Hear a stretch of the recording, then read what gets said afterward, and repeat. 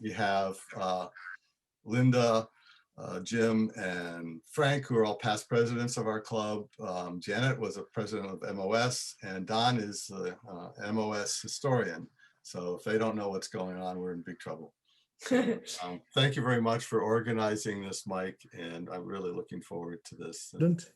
And Mr. Vice President, back last September, Scott Young, searching desperately for programs for the club, thought, and I thought it was a good thought, that it might be good to find some old timer like me to stretch back 50 or so years to see what's changed in Montgomery County with respect to birding, birders, and birds.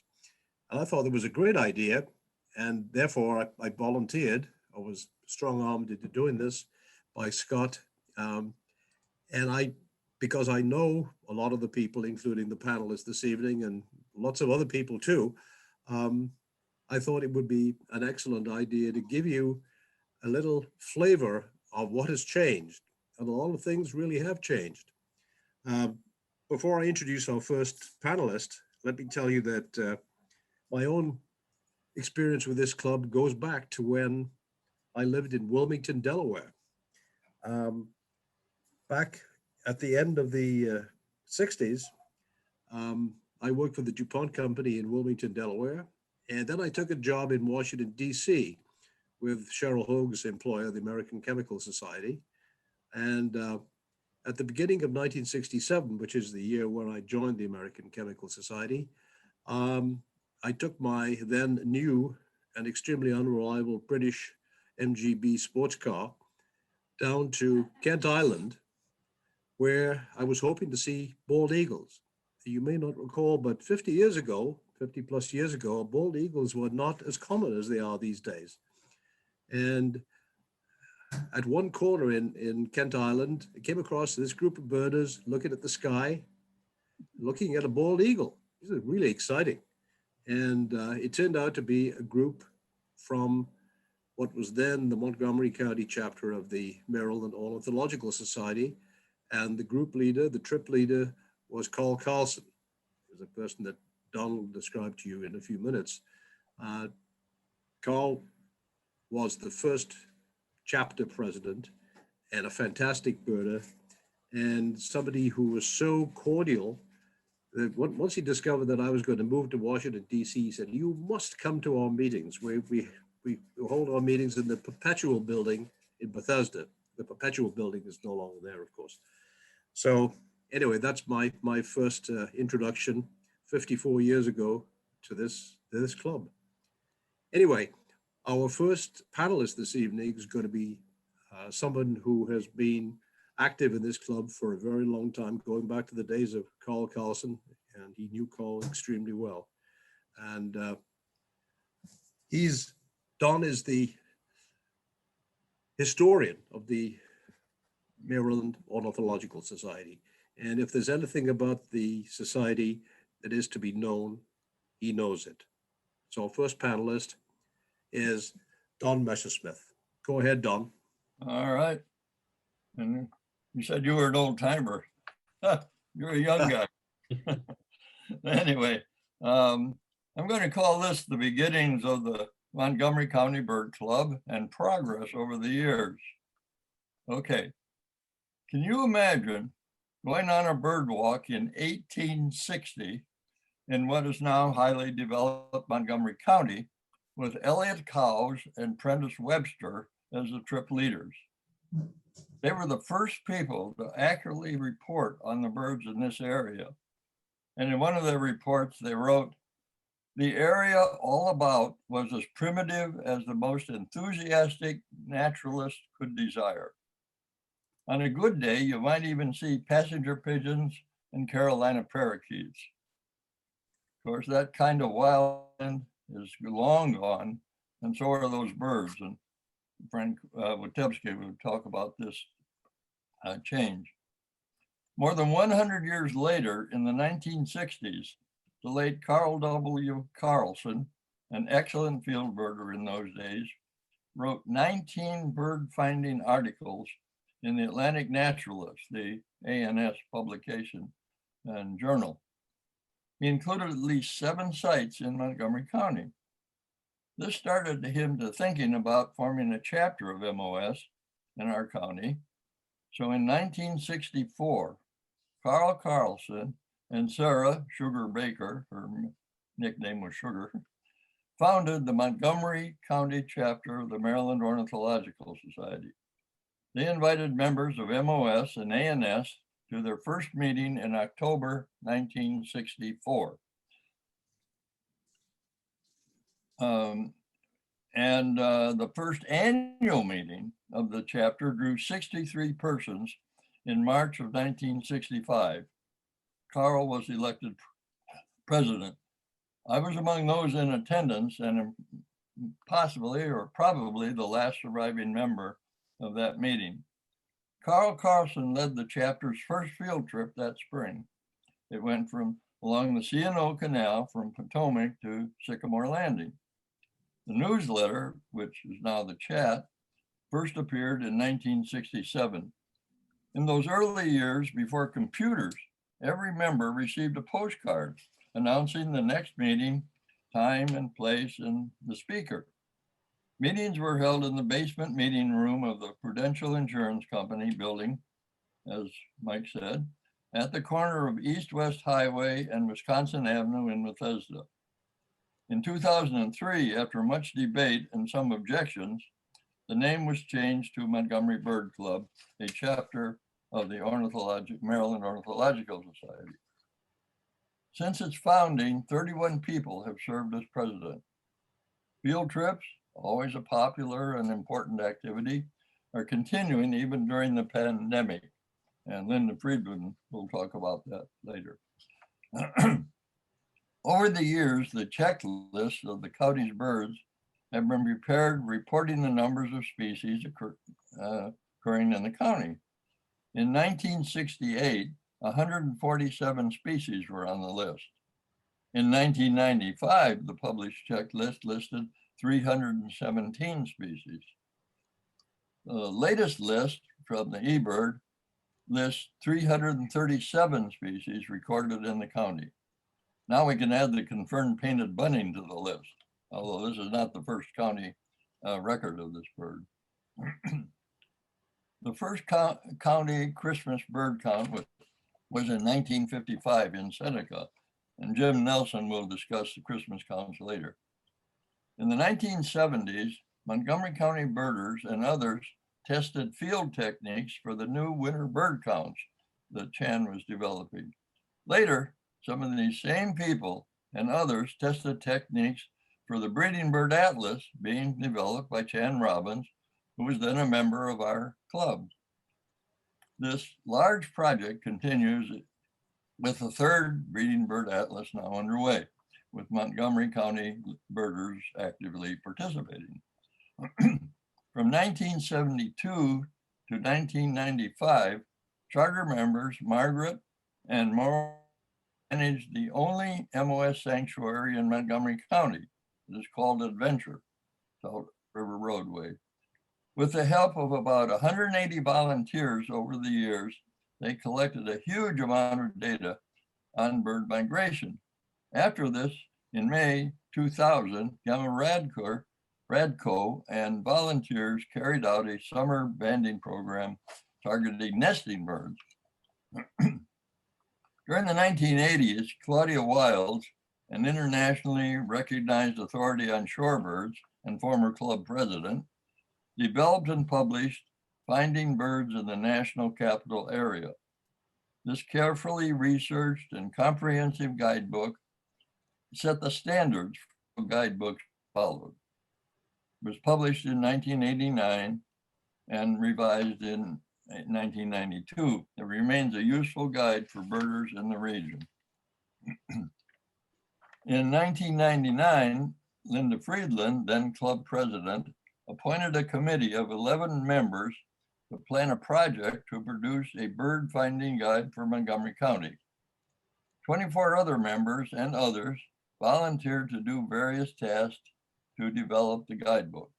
The first edition was published in 2001, and almost immediately sold out. Rather than print more copies, the club decided to produce an expanded and revised edition that was published in 2008. It contains a wealth of information about the geography of the county, a history of birding in Montgomery County, a quick locator chart, and most importantly, 17 major sites and 18 little treasures that are good places to find birds. In addition, there are sections on the birding year, species accounts, a checklist of county birds, and useful resources. At least 3 more county birding sites have been located since the publication of the second edition. The Montgomery Bird Club has about 300 members, several of these of whom are world travelers. Others, such as Bruce Beeler, are expert on the birds of New Guinea and author of the latest field guide to the birds of New Guinea. He's nationally known. There are a number of excellent field trip leaders, editors of the chat, dedicated officers, excellent bird photographers, interesting speakers at club meetings, organizers of the annual social, and many enthusiastic birders. It is a vibrant organization that continues meeting by Zoom during the pandemic. Thank you. All right. Thank you very much. Thank you very much, Don. In view of the fact that we have 5 panelists, I'd like to recommend that we hold questions, Evelyn, until the end of all the panelist presentations, just in case we're running long. You might be able to use the chat function on Zoom, which is at the bottom of your screen. Click on it and put in a question, then we'll know to remember the question when it comes to your turn. Also, Janet Millenson has already recommended that you select speaker view when each of the panelists is speaking, and that's a very good idea. Our next panelist is Frank Witebsky, who is another long time, you might say, member of the club, former president, a man who used to present some excellent presentations. I remember particularly one on woodpeckers that really turned me on to that group of birds. And he was asked by me to address the subject of how Montgomery County has changed in terms of habitat and places that we go to watch birds over the last 50-ish years. So over to Frank now.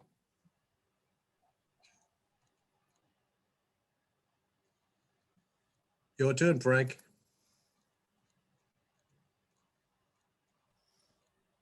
Okay, thanks, Mike. Well, I'm quickly going to go over some changes in Montgomery County land use. I can really only go back to the early 1970s. For one thing, that's about when some reasonably good maps appeared. And also it's around the time I first got here to Maryland. So I'll be emphasizing, of course, the impacts of those changes on bird habitats and on accessible birding sites. And I'll say a few words, particularly about 2 new tools for accessing some of these sites, both in for finding them and in terms of finding out what birds are there. I really owe a special thanks to Marsha Watson, who provided me with many of the maps that you'll see and gave me all manner of other sorts of useful information.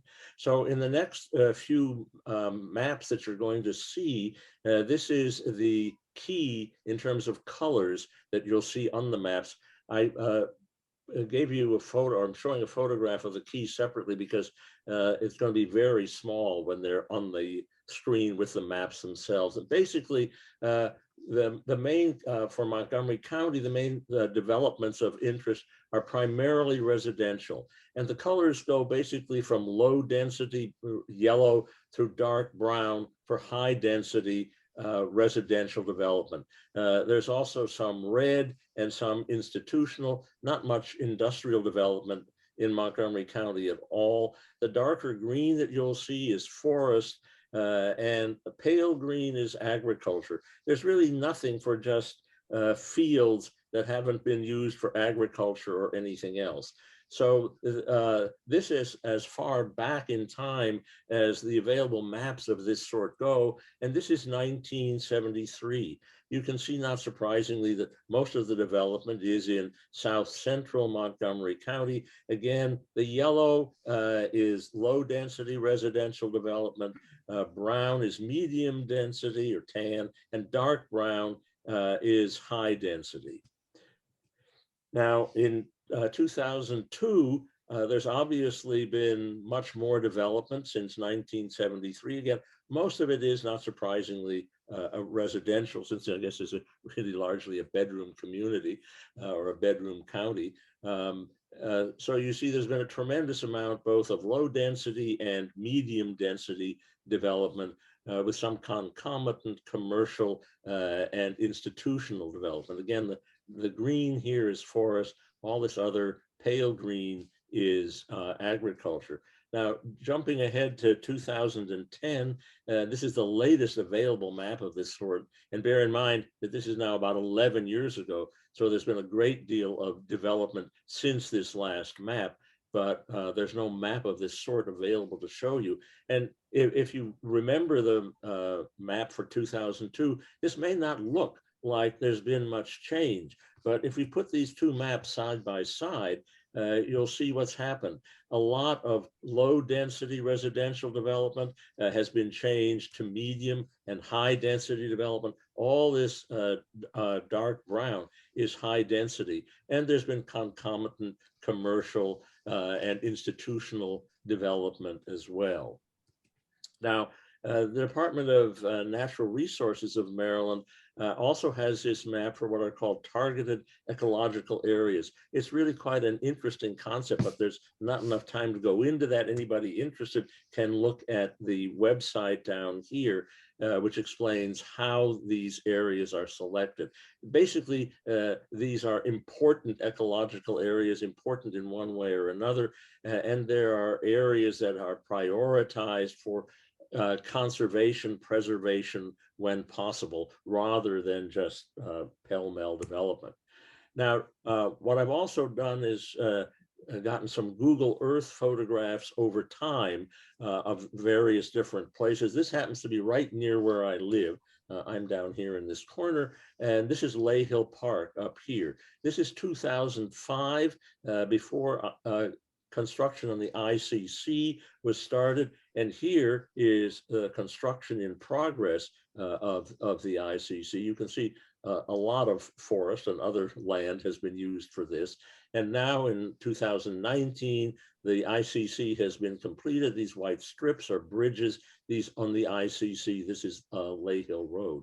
It's not that apparent from here, but I can tell you an awful lot of trees have disappeared from here.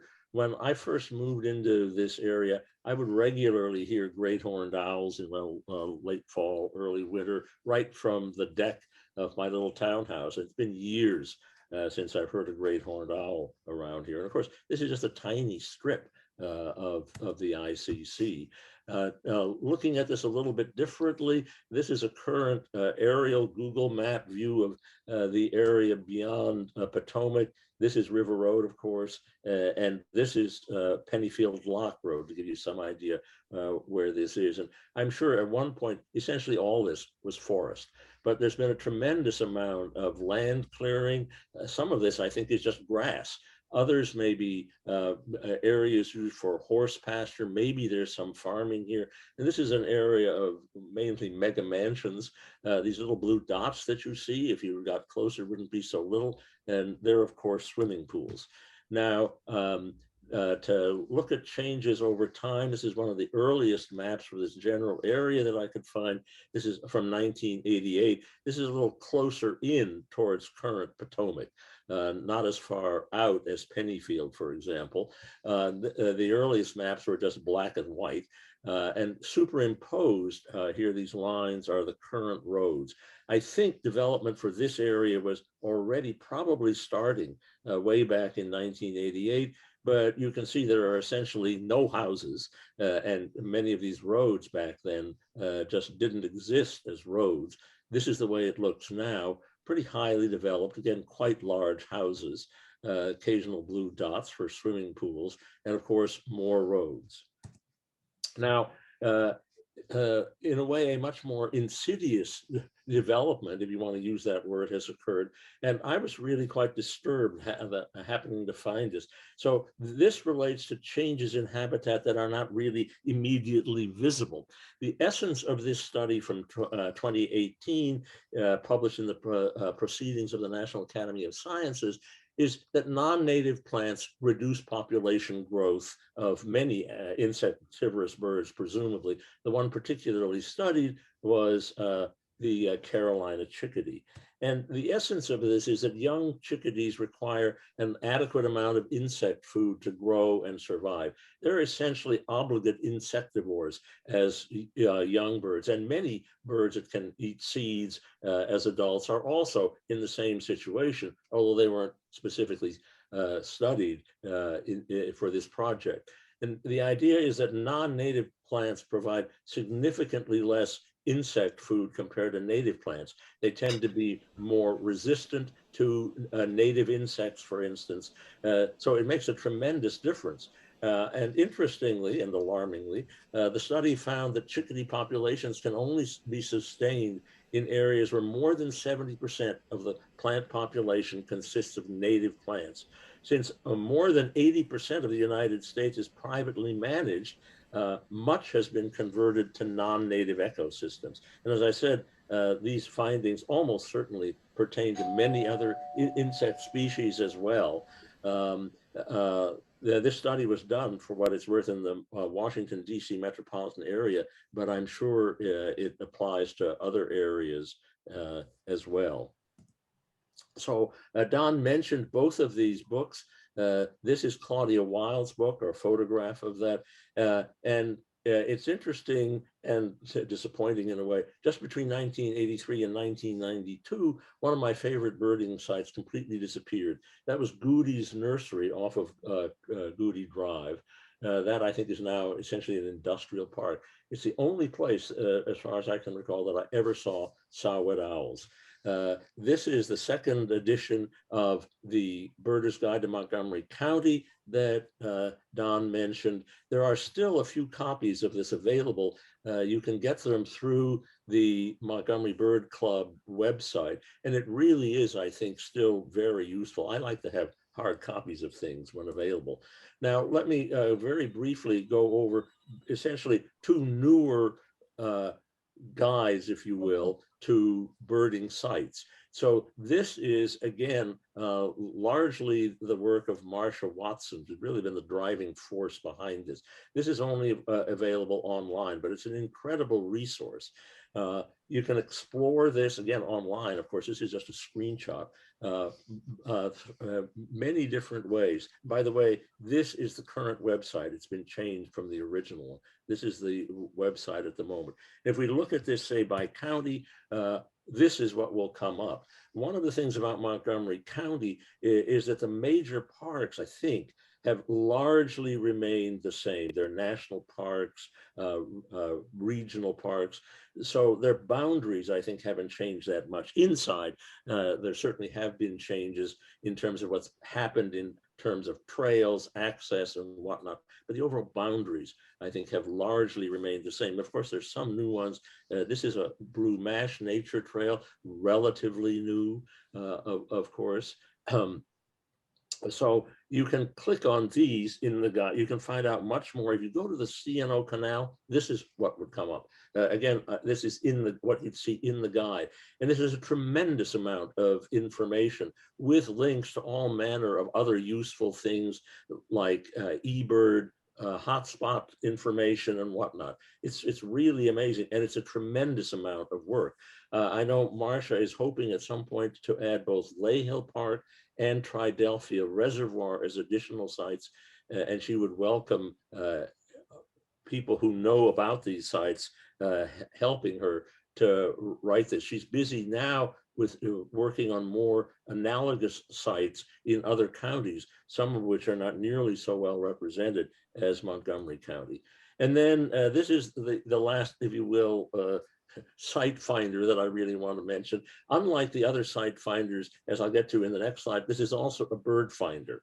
But this is really the hotspots as defined by eBird. And by the way, I might say right now that Mike Bowen is really the guru of hotspots for Montgomery County and many other areas as well. So if you go into eBird and look at the explore function, look at hotspots, don't put a hotspot name in. In order for a hotspot to come in, you have to put the name in absolutely exactly as it is in eBird. But what I've done here is just look at hotspots for Montgomery County over all the years for which data is available. And I picked on one deliberately. This is Redgate Park, a relatively new and an increasingly popular hotspot. I like it very much. It's right near where I live. So if you click on any of these, you'll get an analogous thing like this.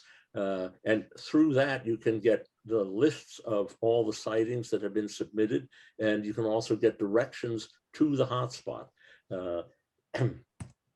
Now, another way of searching is by bird and site. Here, what I've done is look for evening grosbeaks seen from December of 2020 to January 2021, just in Montgomery County. And a map will come up like this for all of Montgomery County. This is just a screenshot of a portion of the map. So this is the actual hotspot where evening grosbeak, from which evening grosbeaks have been reported. In fact, of course, the evening grosbeaks have not been actually in the water of the Potomac. Most of them have been, half a mile or so further upriver, but they've been reported as from this hotspot. If they're reported as somewhere else, even a few feet away, if you will, if it's not in that hotspot, you won't see it unless you click on the particular spot for that, but I don't want to get into that. A couple of things to notice. Unlike the Birders Guide to Maryland and DC, eBird is neither parking space nor restroom friendly. The Birders Guide will tell you about parking, it'll tell you about restrooms, all sorts of useful things. So this is Riley's Lock Road. This is the Riley's Lock hotspot. Here's parking. Now, one thing additionally about eBird is that the sites use Google Maps to tell you how to get there when you ask for directions. And what Google Maps will do is send you down the closest road. Now, note here, the closest road is not Riley's Lock Road. It's this Cheffley Mill Road. Probably almost all of you realize that this is not the way to go.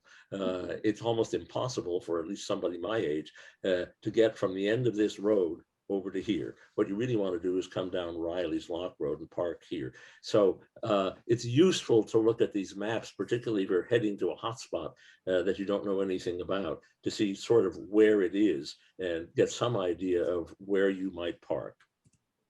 So over the years, and it's been more than 70 years that I've been birding, of course, not all of it has been here in Montgomery County, birding has changed in ways I could never have imagined when I first started.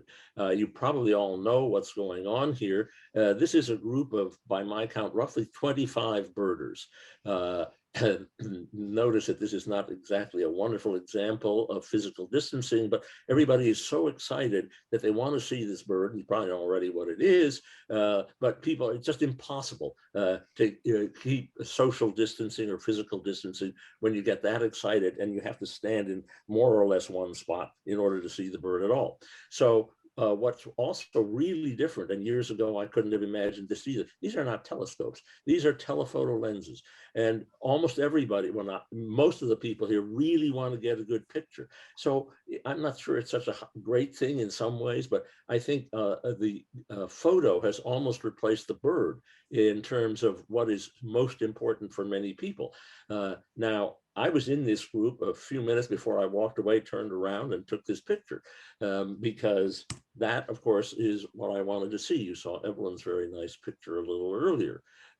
But now it's possible, really, I would almost say this is not really so much birding as bird chasing, where many people are after exactly the same one individual bird, not infrequently, or perhaps a small group of the same kinds of birds. This just couldn't have happened maybe 20 or 30 years ago. It wouldn't have been possible for that many people to get that precise information that quickly and get all this equipment lugged to the same place. The equipment didn't even exist. And this was not what we saw in this picture. This is not a busload at a birding convention. Almost all these people came in small groups or individually to this place. So I would have to say, at least from my perspective, that the situation in Montgomery County and certainly elsewhere has in some ways at least deteriorated for birds. Certainly for some particular species, things have improved some over the years, but there's been a tremendous loss of habitat. There's also been certainly some, it's hard to know how much, decrease in the quality of the habitat that remains. And I have no idea what the future will hold, but certainly everywhere I go, I'm struck by how much development is ongoing. Thank you.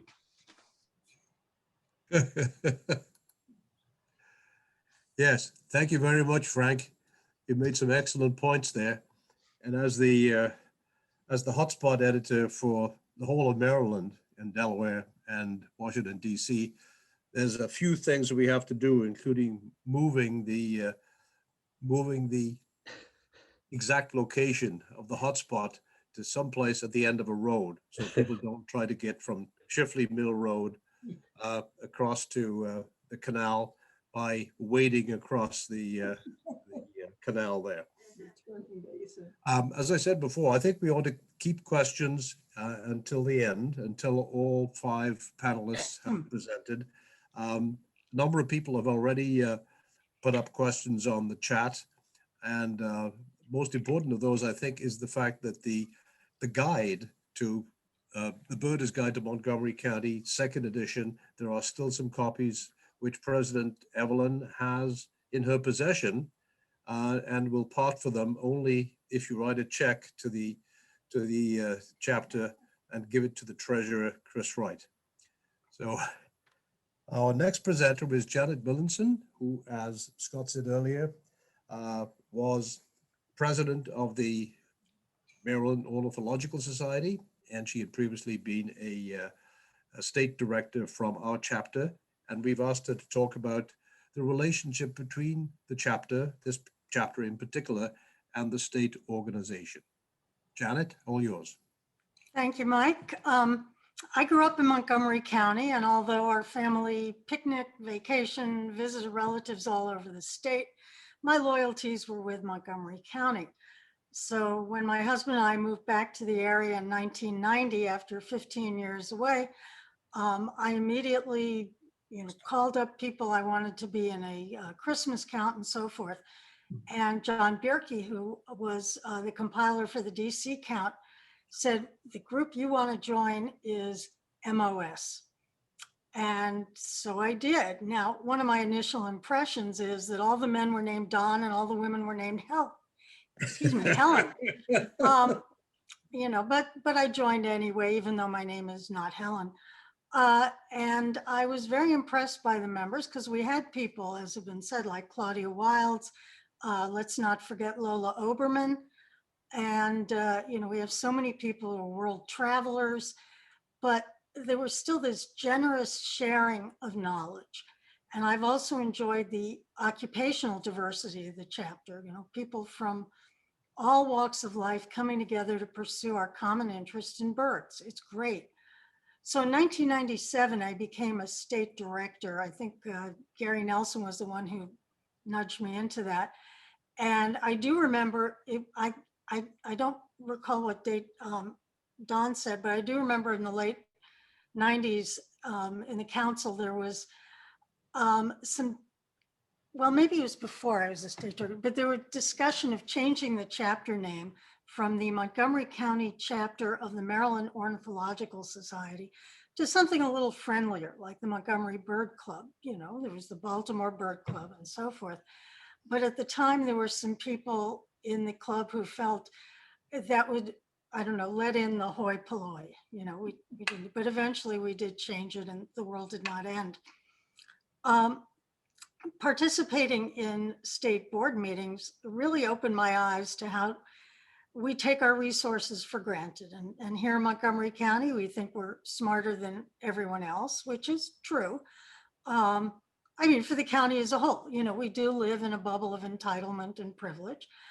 And what was funny in the state meetings is Janet Shields was the secretary then.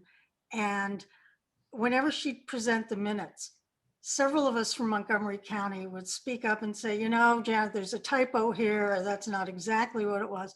So finally, after, you know, enough times of this happening, she would send it along to the Montgomery County people before presenting the minutes at the meeting to just get it over with. So one year when I was president at the annual conference, I gave Janet a certificate of appreciation from the Montgomery County nitpickers, because that was sort of one of our traditions. Now the MOS chapters, it's kind of like having a large family. Baltimore Bird Club is of course the oldest sibling. They were the first chapter when the club was established in 1945, and they don't let other people forget it. I think of Howard County as the honors student taking all AP classes. They do everything, you know, 110%. They wouldn't be satisfied with a 4.0 average. It would have to be 5.0. And then there's all the smaller chapters that are kind of like the kids who are in the back row at the family photos. So in 2002, I became state vice president and president from 04 to 06. During my tenure, probably the most memorable event was the Northern Lapwing Frenzy in Frederick County. Some of you may have memories of that. And it was, you know, reporters calling up, there were people from, I don't even remember how many states who came and were parking on the farmers' property and things like that. Also, that was the time when we were approached by the developer who wanted to donate the land that has become the Piscataway Sanctuary. Excuse me a moment. Now, there were several issues, key issues I tried to address during those years, and I won't say I had success, but things have improved since then. First, communication with and among the chapters. Now, today's electronic options are much better. There's a Google group for board members. You know, we all get notices via MailChimp from Evelyn, for instance. The chapter presidents communicate more often than just at quarterly meetings, I believe, you know, quarterly board meetings. And the website, of course, is much better. There are more inter-chapter events now, and we can find out about them online. We can, you know, do things like this, attending virtually. I'm guessing that not everybody here is a member of this chapter. And normally, you know, you might look at the calendar and say, hey, this looks like a wonderful program at the Howard County chapter meeting, but I am not going to deal with the Beltway and, you know, I-95 at rush hour. So that has really improved. And of course, annual conferences were always a way to meet people from other chapters, but not everybody could go. And as Frank just finished telling you, you know, we now have eBird, we now have, you know, it's not a hotline you have to call every day and find out what's happening. You can get notices right on your phone. Besides communication, another issue that I think is still something, there was no proactive fundraising. We are a 75, 76-year-old organization. Admittedly, we're all volunteer, and we've gotten some very generous bequests, but you don't have to be dead to donate to MOS. Now, of course, it is easy to donate quickly online, and you know, conveniently online, but still there's a way to go. I mean, the catch is, even though we're a nonprofit, we do not qualify for most grants because we are not serving the community, we're serving our members. But again, we've had members who have the skills to do fundraising, but they do it for their work. It's very hard to do this. And I will say, again, we're in Montgomery County. We have a lot of members, which I'll get to in a minute, but the smaller chapters, just things that seem easy for us are a stress to their resources. The third thing that really concerned me and is gradually getting better is outreach to increase our membership.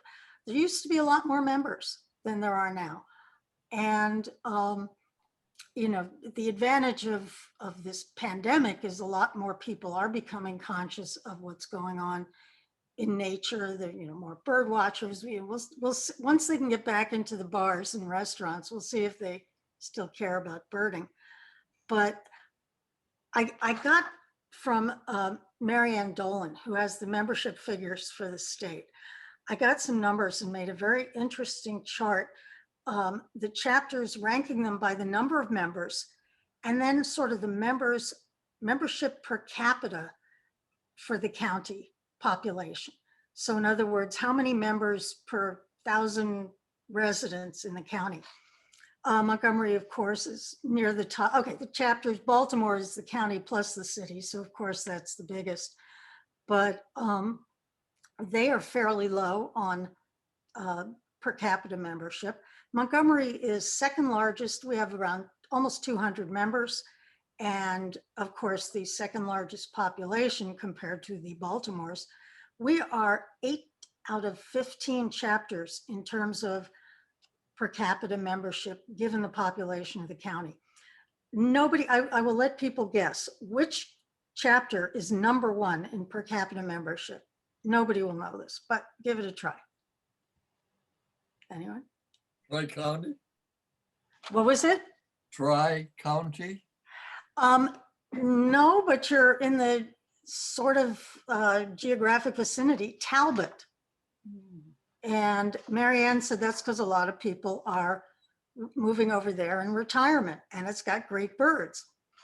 But they're the outlier. Most of us are lower than that. And, we have small counties with the same few people doing all the work. I mean, literally a handful of people.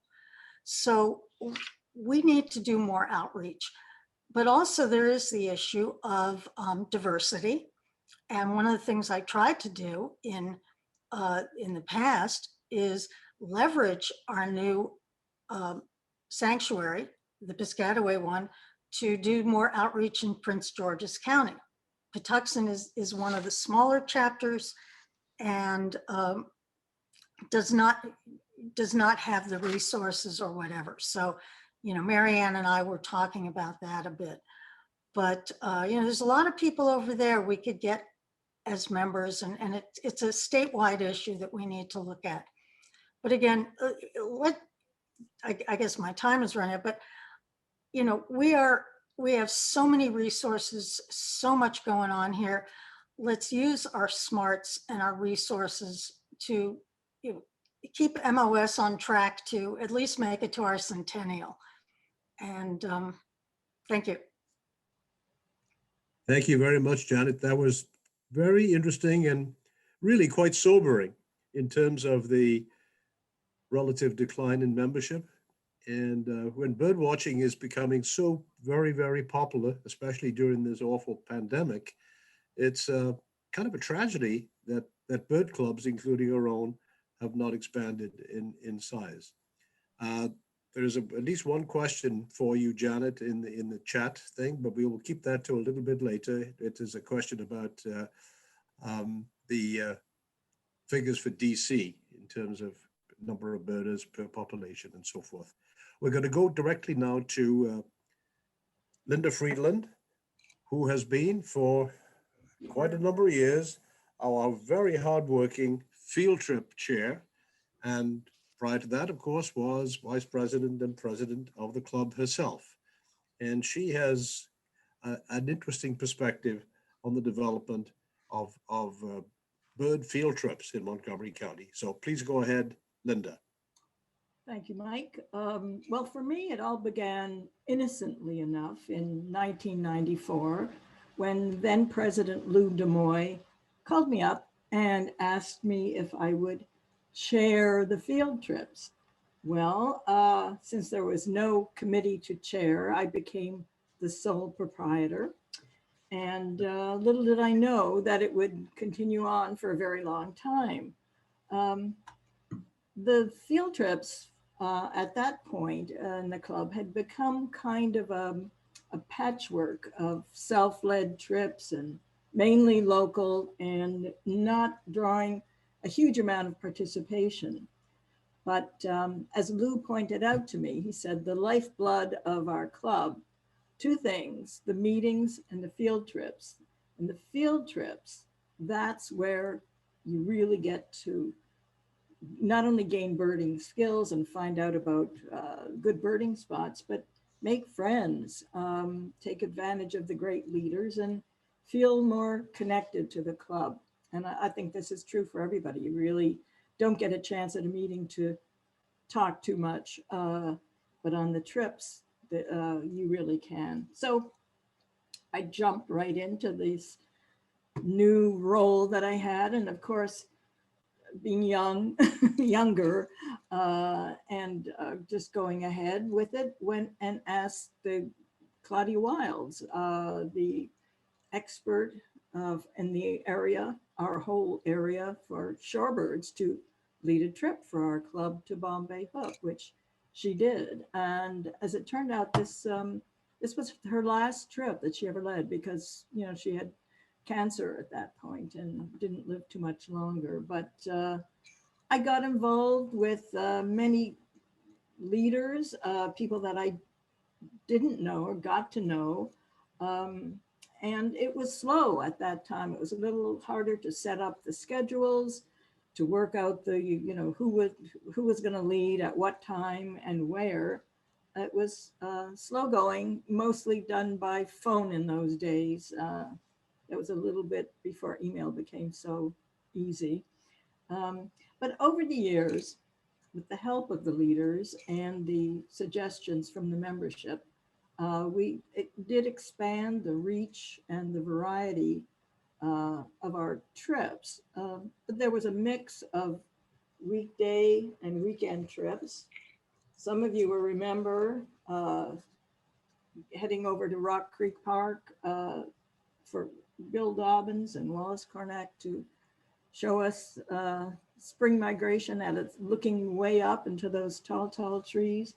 Then there were also, we would head over the river, led by Mike Bowen, to discover the Occoquan. That was new at the time.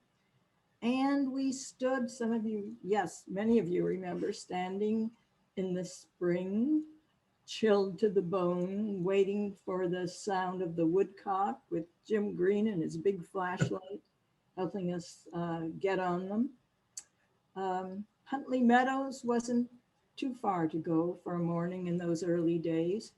Some of you might remember Luther Goldman. He was still leading trips there, well into his 90th year. So that was always good. It's a little harder now to cross the river, but Luther Goldman was great. And lily ponds, our very own Frank Witebsky right over there, was one of the first to help us find sparrows over at lily ponds. So in those very heady days, early days, there were many full day trips as well as 2- and 3-day trips. Blackwater continues to be a great one-day trip. Now Mark England is leading trips there. For many years, we headed over to Garrett County for 2- or 3-day trips led by John Bierke. And those were very popular trips, always with a long waiting list. There were many January overnight trips to Ocean City that, again, very, very popular and often long waiting lists. And what do we have? Yeah, Frank Witebsky has appeared again on my list of great trips and great leaders. from 1997, he had to refresh my memory about this, to 2006. He took us to the Outer Banks, where we had at least 3-day trips, maybe more. And Jim Green also was a co-leader on some of those trips. In addition to those, the different places and duration, we also started to look to get some specialty trips. So Mike Bowen over there started the early bird trip on New Year's Day into the district. That's not this year, but for the past 15 or so years. And also came up when a couple of our presidents, past presidents, died way too early.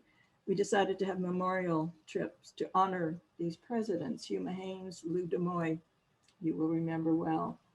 Specialty trips, birding by ear in the spring over at the C&O Canal originally, now at Hughes Hollow. Paul Woodward does that. Things like a biodiversity walk. I wish Bill Hubick and Jim Brighton could do it again, but they did one year take us to Frederick County. So we didn't just look at birds, but we were looking at trees and bugs and everything else.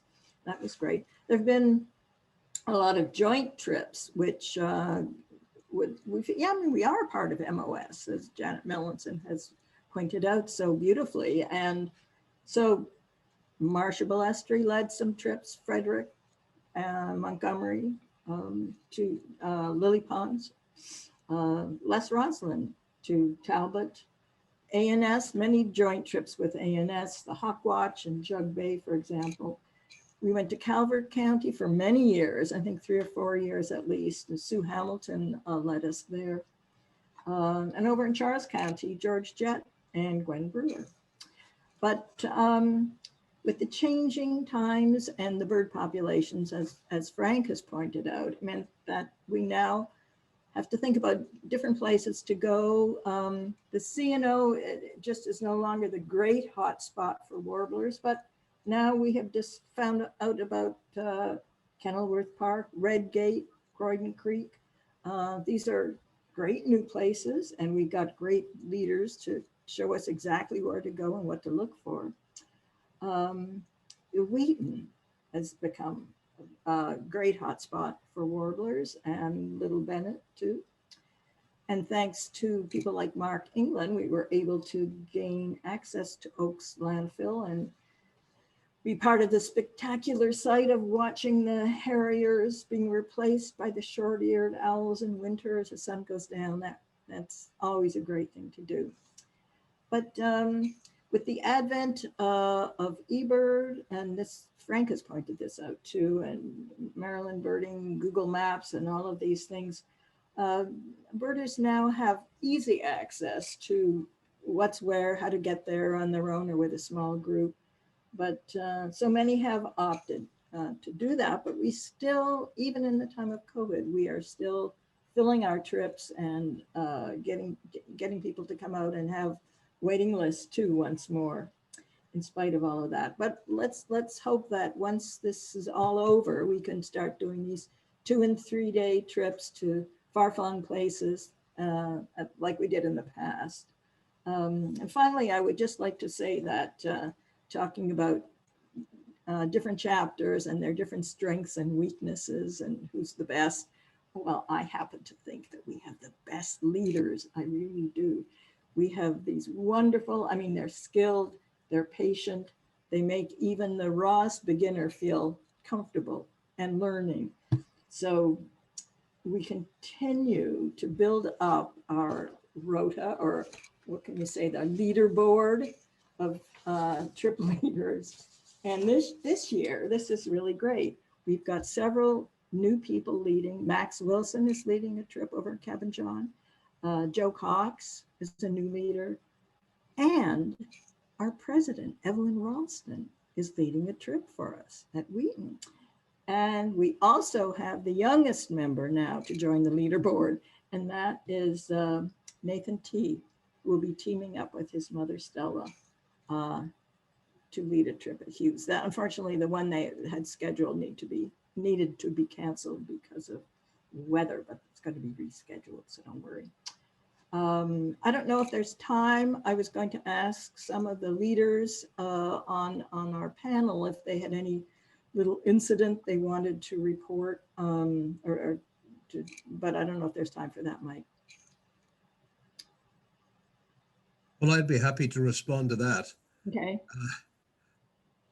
I've led probably hundreds of trips for the Montgomery Bird Club over the years, starting at a time when, quite frankly, everybody I led on the trip could identify birds much better than I could. So when I was first a leader back in the 70s and 80s, I sort of dreaded the trips because I knew I would be expected to identify everything that we saw or heard, whereas 50% or more of all the people at the trip could probably identify the birds better than I could. The ultimate came on a trip in 1982 in the early spring when I woke up in the morning to the sound of heavy rain, went out to Sycamore Landing where I was supposed to lead a trip, and to my relief, nobody was there. So I decided I probably should go home. However, a bird flew in front of me and it was a merlin. And I hadn't seen many merlins at that time. And the next bird I saw was a northern harrier and then a bald eagle. And then I went into a field, I saw a snipe. So I spent 2.5 hours. I got 57 species and nobody else was on that trip at all. And that particular experience didn't happen again until 2018, when our late president, Stephanie Lovell, had arranged for a midweek trip to Lewis Green Conservation Area. And unfortunately, she was too sick to do it. And she asked me if I would take it over. And I said, of course I would. It was a Wednesday. I got to Lewis Green. There wasn't anybody there. So I went on the trip by myself, and I had 34 species, including a yellow-billed cuckoo, which I could photograph. So that's my experience of trips where nobody came, but were nevertheless very good. And I want to thank Linda very much indeed for all she's done for us, both as a president and as a leader of field trips for the last few years, and for her presentation this evening. Thank you very much, Linda. Thank you, Mike.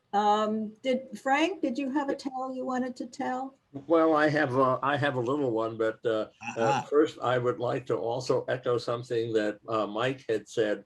I led a number of trips where I was both leader and sole participant, but that was long ago. And I do want to thank you too, Linda, for everything you've done for so many years for the club. Unfortunately, I felt I had to stop leading trips quite a few years ago now because my hearing was so bad that not only was I not sure what the bird was, I couldn't even hear it at all. And it was increasingly difficult for me to walk as quickly as almost everybody else could. So it didn't work to be a leader and behind the rest of the group. Anyway, this one little incident occurred many years ago. And I don't really remember the details, but anyway, this was, well, at Riley's Lock or Seneca.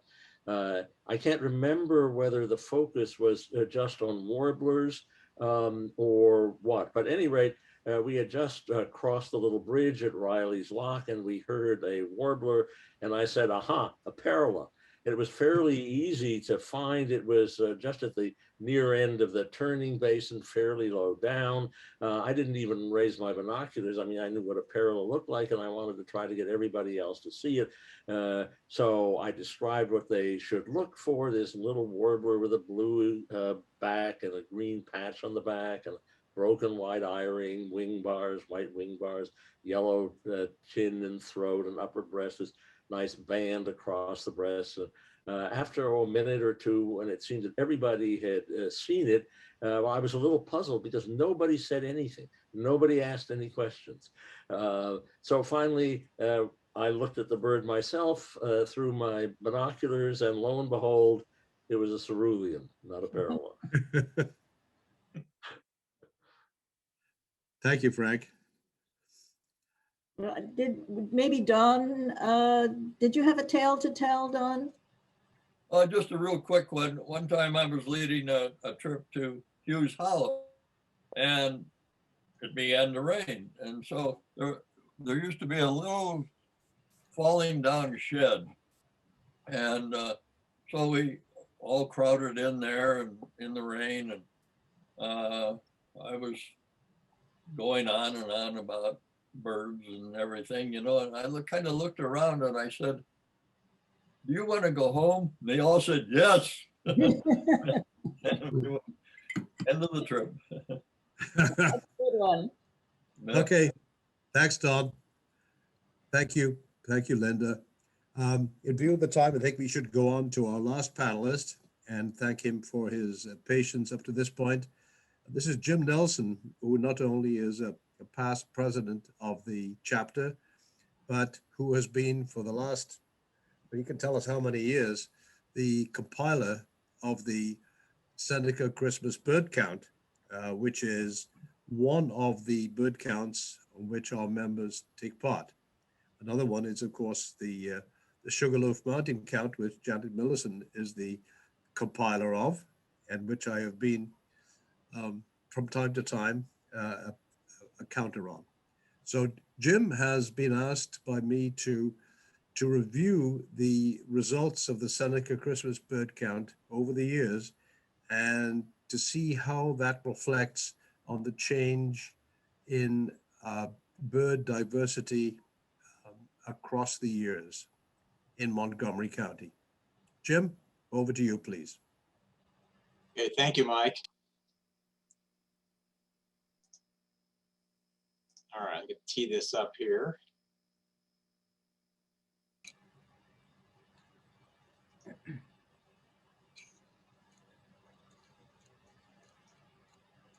We can see it. I know, I'm trying to get it started. From beginning, okay.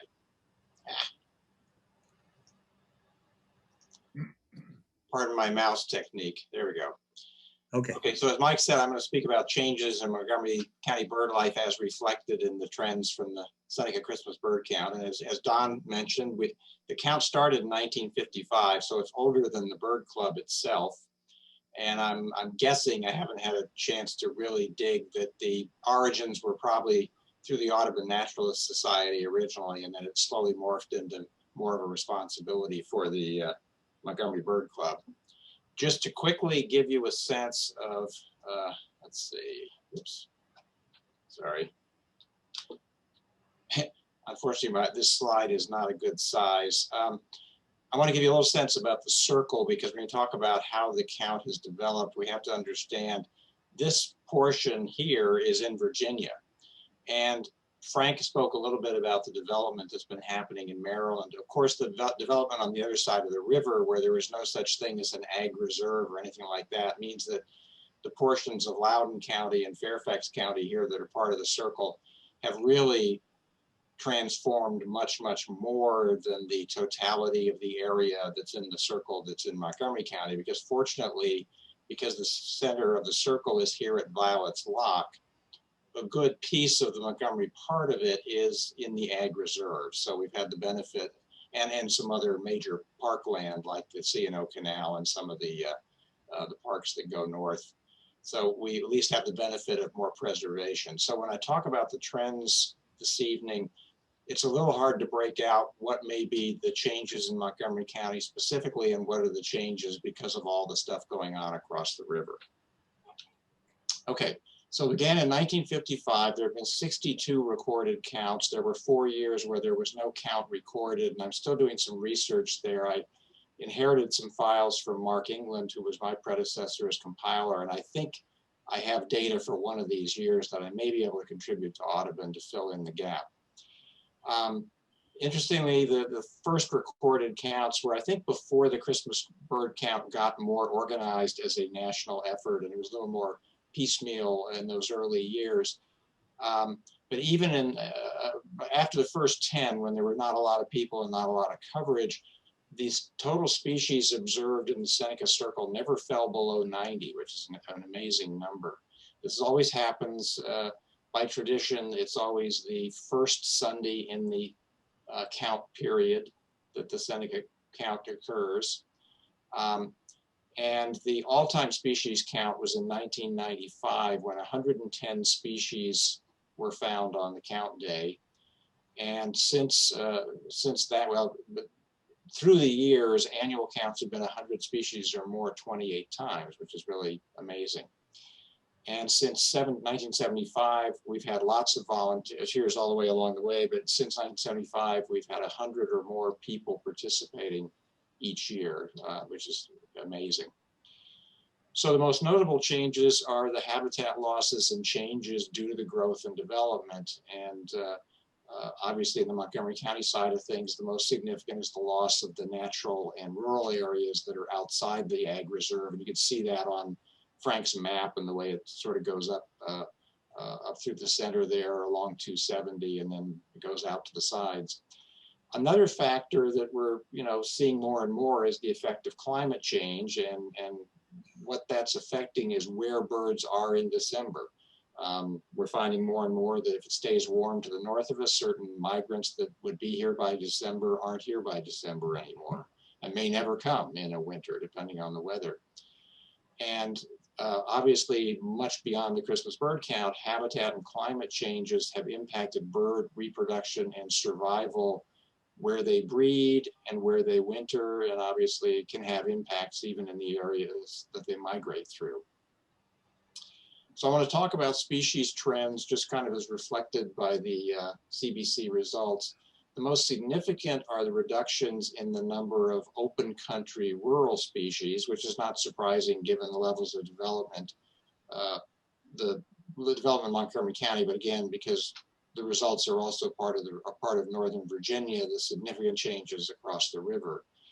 But there have been increases in waterfowl over the years, which is kind of interesting too. And I don't know if that's changes in their populations, changes in the fact that we have open water most winters here that may have frozen over in colder previous years. There are a lot of possibilities there. And sort of as a general observation, species totals have trended down slightly in the last 20 years. The numbers of birds is the critical measure, and we are seeing an increase in unusual species over the years, which is kind of interesting. So let me talk, I'll just kind of go by groups. Let's talk about waterfowl first. The numbers of most species of waterfowl have been increasing since about the 1990s. The exceptions are American black duck, which is a declining species overall, lesser scaup, common goldeneye, ring-billed gull, and herring gull. And I think some of the impact with the gulls may be changes in where they have feeding areas they could use. Ring-bills, certainly you see a lot of them in agricultural areas, so you would have found more of those before. Changes in landfill practices are probably having an impact as well. But certainly the more open water in December, better reproduction on the breeding grounds, those are all going to have factors. One of the really interesting ones is double-crested cormorants. They didn't even appear on the Seneca CBC until the year 2000. They just weren't wintering this far north. Now they're wintering, up here. We have them every year, and in fact, on the 2020 CBC, which I haven't finished all the reporting on yet, we set a new record for the total number of double-crested cormorants that we're seeing. So that's a clearly warming winter climate effect. Let's talk about country species. I couldn't come up with a better term, but years ago, you expected to have northern bobwhite. But they started declining significantly in 1995, and that's clearly, the changes in habitat, and both in the amount of the farm edge hedgerow kind of habitat that they would use, and just some of the changes even agricultural practice where agricultural was still going on.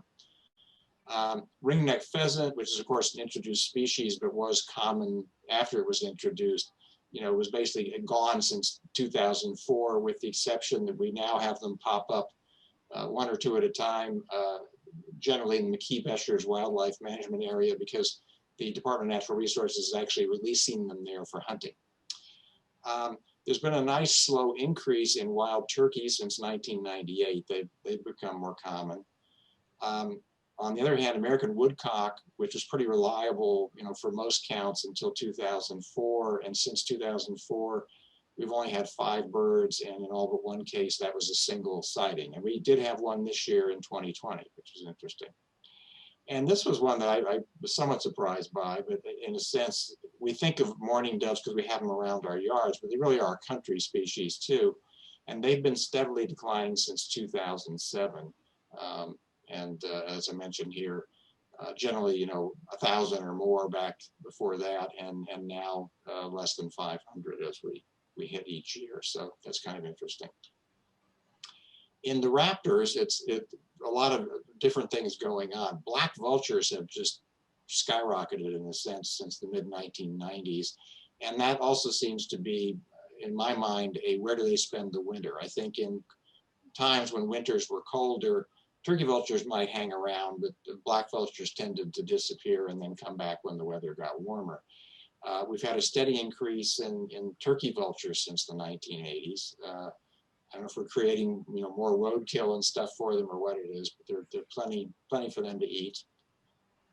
Cooper's hawks have been increasing since the mid-1990s. This may reflect a lot of different things, but could be related. Obviously, at one time there was, hunting, even if it was illegal, hunting pressure on things like Cooper's hawk because they were known as chicken hawks and not popular to farmers. That might have been an impact. There were no bald, Mike was talking about looking for a bald eagle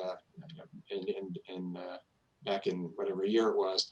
There were no bald eagles recorded until 1976 on this count, and they've been rising slowly since then, and then jumped into double digits by 2007. And that's just the clear success of restoring bald eagles. No more the DDT working its way out of the environment since it was banned, and we see those changes. American kestrels, on the other hand, have had a significant decline since 2002, and that's reflective of all the observations about American kestrel in all the ways they're being counted. They are just declining everywhere in the U.S. and Canada as a breeding species, so it's not surprising we have fewer here in the winter. And similar to the bald eagle, there were essentially no peregrine falcons being seen on this count until 1998. And then they've been showing up in 6 counts. And they're frequently near we also have them near our circle, but not intruding into the circle on the count day. But they are around now, and that's another benefit of introduction and reduction of things like DDT that were impacting them negatively. The first common ravens were found in 2005 in the count circle. They're now very regular, and we keep getting record counts of those as we've done recent years. I found the blackbirds. I said blackbirds here as a way of kind of organizing these in the traditional blackbird species. Red-winged blackbird, as you can see here, peaked at 40,000 birds that were counted in 1978, and since 1987, it's been below 700 each year. Cowbirds peaking 1980, at almost 35,000, and now it's usually well below 1,000 since then. Common grackles, and this one just floored me, 250,000 in 1978, and over a 13-year period, there were 10 years where there were at least 50,000 counted. And since 1980, since 1986, most years we've been below 300.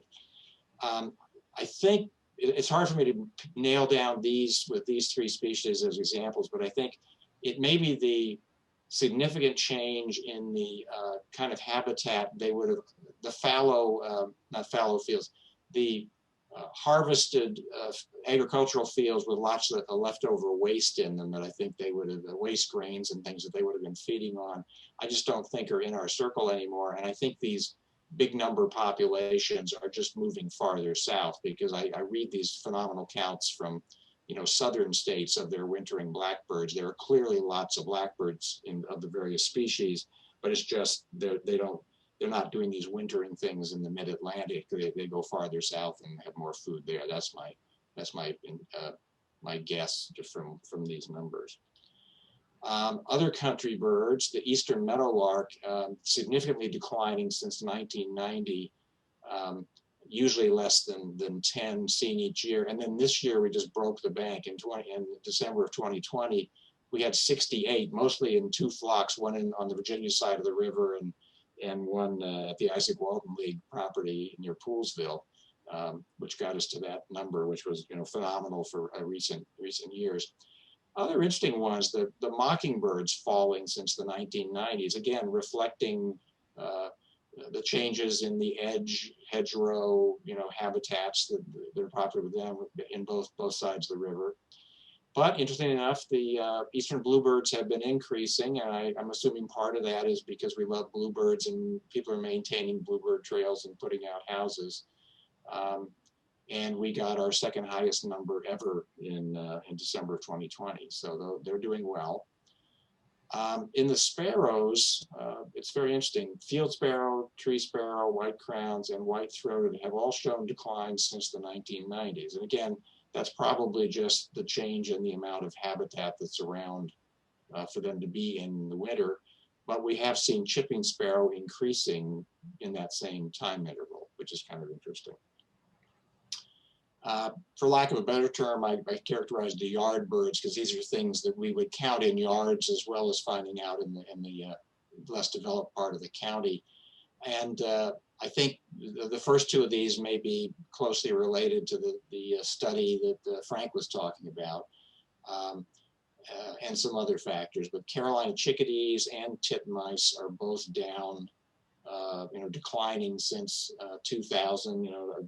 Not great numbers of either one in the December 2020 count. I actually was a participant in that. I had a birdhouse that chickadees were using in my yard, and when Desiree Narango and the other folks were doing that study of the chickadees breeding, they actually came and observed the family using one of my wren houses and put a radio tracker on the female and tracked her around the neighborhood as she was feeding her fledglings. So that was kind of cool to participate in. But that was the study that all this data came from, and that they've identified as a lack of native plants leading to more insects, which is more food for the babies. Another factor in the last couple of years that there were some particular declines seen throughout the year in the chickadees. And one thought was we had one spring a couple of years ago where it was very wet and cold at the wrong time in the spring, and it basically adversely affected the chickadee breeding that year and just knocked the population way back. And we may still be seeing some of that since our chickadees are local. They're not migrating in and out. If the ones here are the ones that breed here. Interestingly enough, red-breasted nuthatches have just become more unreliable as a bird on the count. And I'm not sure what all the factors are there. They may just more consistently now have reliable food to the north of us that they wouldn't have had, 20 or 30 years ago when the winters were colder, and they had more reason to come down this far. Not surprisingly, given the warming climate, is the trending upward of Carolina wren, which is a resident species. And so it's reflecting the fact that they're doing better and better here because, again, I think we have, warmer winters, they survive much better and they can keep increasing. House sparrow has been trending down for about 20 years, and that's reflective of some bigger observations throughout the country and even over in their home, land across the ocean where it's been a declining species.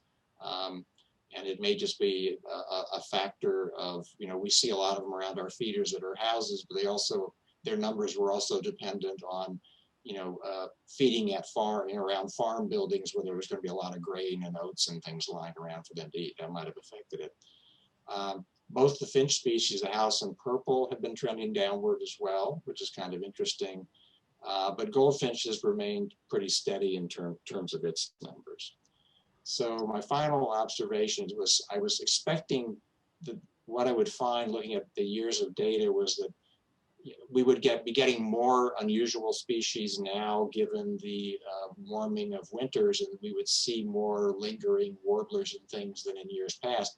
but I was actually surprised to see that, interesting rarities have popped up, after about the first 10 years of the count, interesting species would pop up, unexpected warblers or other passerines that, we wouldn't expect to see here.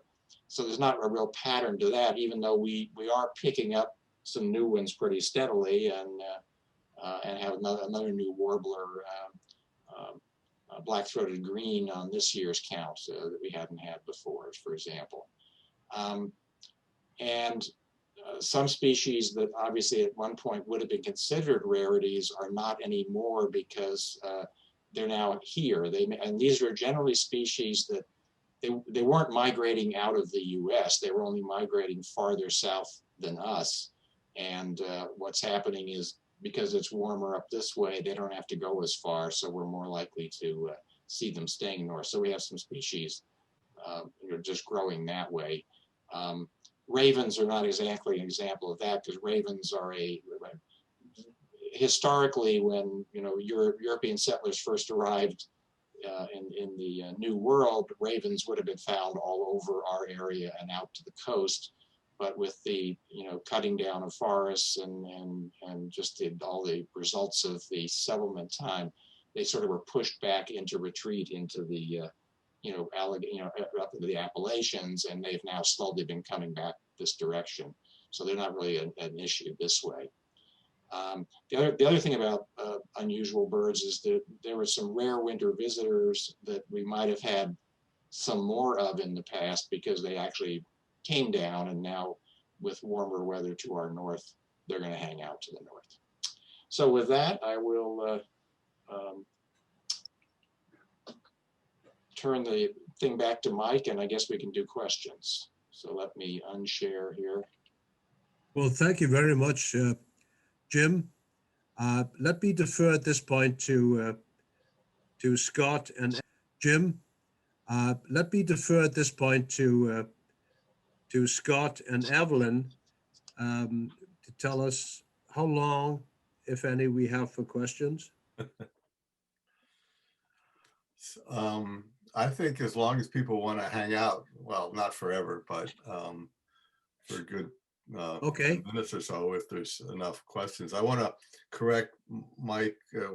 He said that I had to strong arm him into doing this, but I think he was really enthusiastic and jumped right in and assembled a great panel. And so I really want to thank Mike and for the panelists for participating. For a relatively new birder, it was really fun to hear all the history. Thank you. So, okay. I'm not sure if we have any questions on the chat link. Let's see here. Somebody, Francesco Grifo has a question, wondering if there's any link between country birds and hunting levels. Does anybody have a feeling on that? It's true about hunting in Montgomery County. Yeah, I mean, hunting. There is plenty of hunting in Montgomery County. The McKee-Beschers Wildlife Management Area.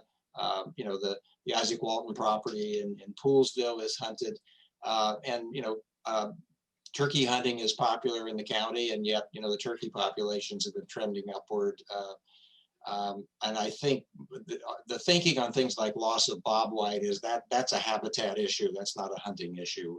Right. There's never been severe hunting pressure in our immediate area.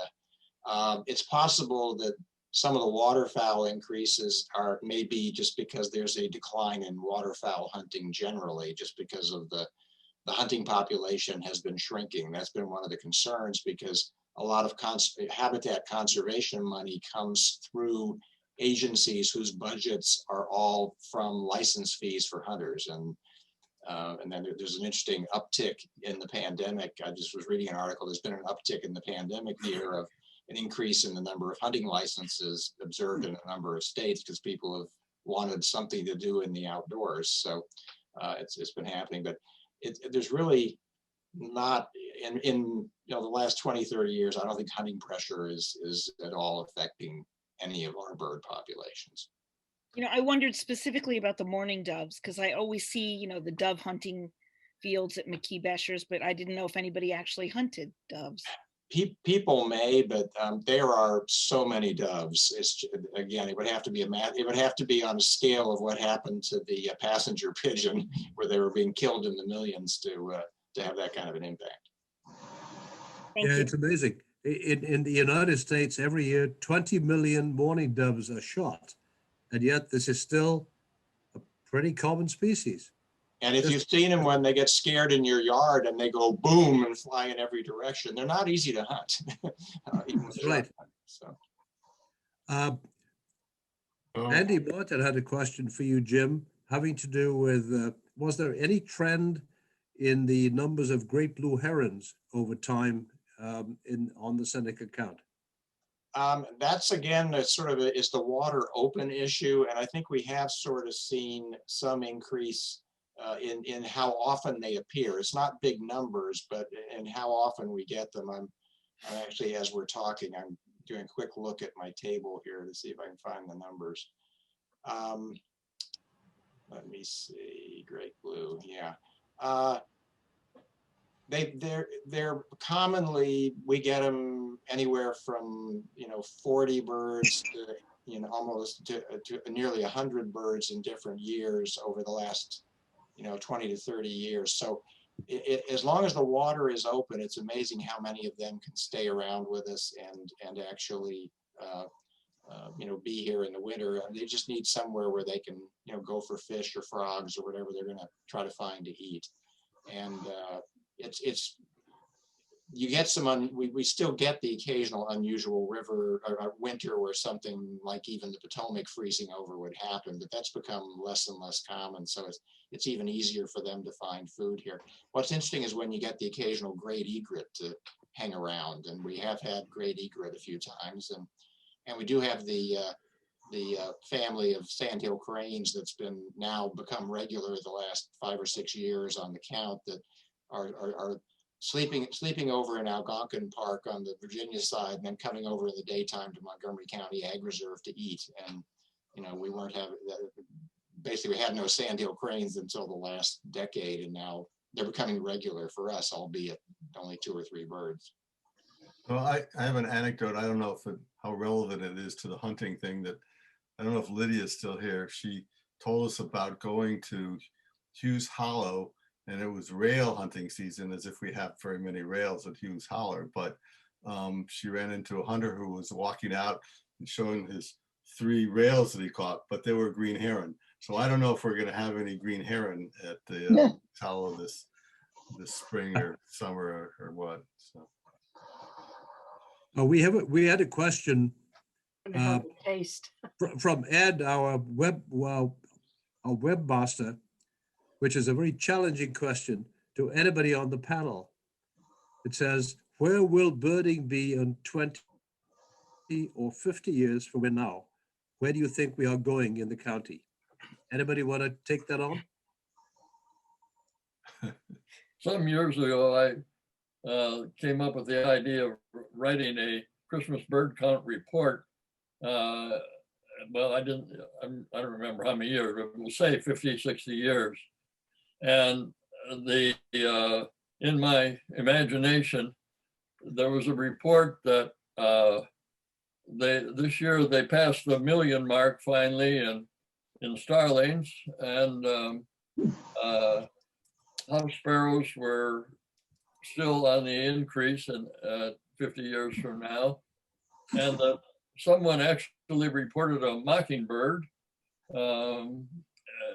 which hadn't been seen in the last couple of years. And so I went on and on with the imaginary count of what I was saying was that introduced species were the ones that were increasing, native species were disappearing, and that what we today call common birds were no longer common. Yeah, that sounds very very convincing. Anybody else? Well, I think the unknown factor is climate change and how much it's going to do, even if we're trying to protect habitat and so on, what it's going to do. I mean, populations of migratory birds are going down because of what's happening in breeding grounds and wintering grounds, and you know, you read now about, you know, major warbler fallouts 40 years ago and compare it to the numbers of warblers we're seeing now. We can't even conceive of the numbers that, you know, were seen at one time during migration in places in the mid-Atlantic. And you know, some birds will continue to thrive around us because the way we behave will keep them somewhat fed. But there's a lot of scary stuff about overall declines in insect populations because of practices like the neonicotinoids, if I'm pronouncing that right, in agriculture that seem to have a lot more impact on non-target insects and also have impacts on the birds that are eating them. But yeah, we just don't know. I mean, if for insectivorous birds, if climate change and other human activities greatly reduce insect populations, there's no food. I mean, there's the study that Frank cited was just about chickadees, but I think he's right. There's probably lots of other stuff potentially affected there. And I noted a question whether, is it just the fact that we're using non-native plants, or is it also that we're using a lot of pesticides around our houses? My observation is I don't think people are using that many pesticides because a lot of the non-native plants, you don't need to use pesticides because nothing we have here wants to eat them anyway. So other than deer. Can I build on something Jim said about the climate change and all? Another change I've seen in MOS over the years, it used to be people wanted the club to focus on the recreational aspects of birding. And there was a certain amount of pushback when people said, no, we also need to address conservation. And I think these days, most people recognize the importance of MOS advocating for reduced use of pesticides, habitat preservation, all these things. You know, I think it's worth remembering this fairly recent article in Science that over something like, I think it was 50 years, I can grab it if anybody really wants it, but there's been a loss of about 3 billion birds. So over that time period, roughly, I think it's 30% of the bird population, this is the total bird population, not any one specific species, have just disappeared. So if you assume that that trend will continue, things are really pretty grim, I must say. Yeah, we talked about house sparrows declining. The study in England as to why, or the UK as to why house sparrows declining so tremendously there is that there's not sufficient insect prey. So the chicks are fed insects in their first few days, weeks, to bring the chicks to be fledged.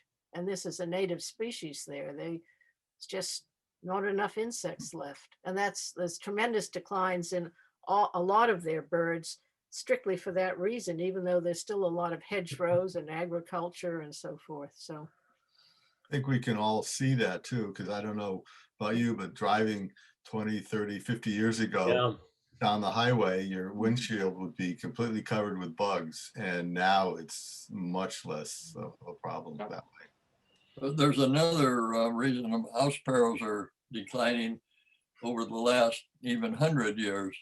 And that is that 100 years ago, there were horses walking around depositing food for the house sparrows on the highway. And now that, of course, that source of food is almost totally gone. And McDonald's isn't making up for it, so. Right, yeah. Sort of the same thing. We have plenty of house sparrows in our neighborhood because everybody feeds birds, and I mean, all our houses around us are feeding birds, and we have lots of house sparrows. I estimate that 20, 25 come to my patio every day. Before everyone starts fading, I would like to thank all the speakers and Scott for organizing this, and Mike for emceeing it, and this was absolutely terrific. I also would like to say just a word about something that Janet mentioned about the connections and the contact between MOS and us. John McKittrick, the current president of MOS, is very concerned about the connections and the contact between the chapters and MOS, and he would definitely like to increase that. And if anyone of you has any questions for him or want to contact him, he will be very happy to respond. And I try to, he sends to the chapter presidents a letter every month, and I always try to put in one of the MailChimps that I send you. I try to share some of the news that seem most interesting. And I should add his email address and phone number if someone wants to contact him. And in this respect also, we have maybe one more link with MOS. I don't know if Dave Wood is still here, but I know that I've seen his name. He's the new editor of the Yellow Throat. And I read kind of a bit in diagonal tonight, the first edition, the first issue that he has worked on came out, and it's terrific. And so it's very nice that one of our members contributes to that. And I think that I'll shut up here. If anyone wants to continue. Real quick, if I could just say one thing. It's been fantastic presentations. Can you hear me okay? Yes. Okay, and I was kind of going down memory lane because I was part of the birding community so long ago, and Dr. Messersmith, you were the one that got me into it. I went to one of your classes at the University of Maryland, and I remember you going over the 20 most common birds, and I was like, isn't the starling just beautiful? It wasn't until 10 minutes later that I was like, what a bastard that starling is. But, now I look out and I'm running after it. So I appreciate, you for getting me into it. And it was also kind of bittersweet because I was thinking back to the days of Maryland Osprey and seeing names like, Paul Zucker and Les Rosland and Helen Patton. And, tonight, Gail, I don't know if I can pronounce your name correctly. I've seen you around for years. I always pictured you with really long, dark black hair. And I'm like, oh my gosh, she doesn't have black hair. So it's just kind of neat to see all these tie-ins. So thanks for a great night. Okay. Reddish brown hair. Very good. Okay. So I think that maybe it's time to Evelyn or Scott, where will we be able to find the recording of this meeting? So Yes, good question. So I do a recording for every each of the meetings, and we put them on our Vimeo channel. However, Scott in general does some editing, and we try to remove people's views and just only leave the presentation and the view of the speaker, which here will be a little bit more difficult. So we'll see how to do it, but we will have it, and we'll let you know. It'll be up eventually, some form.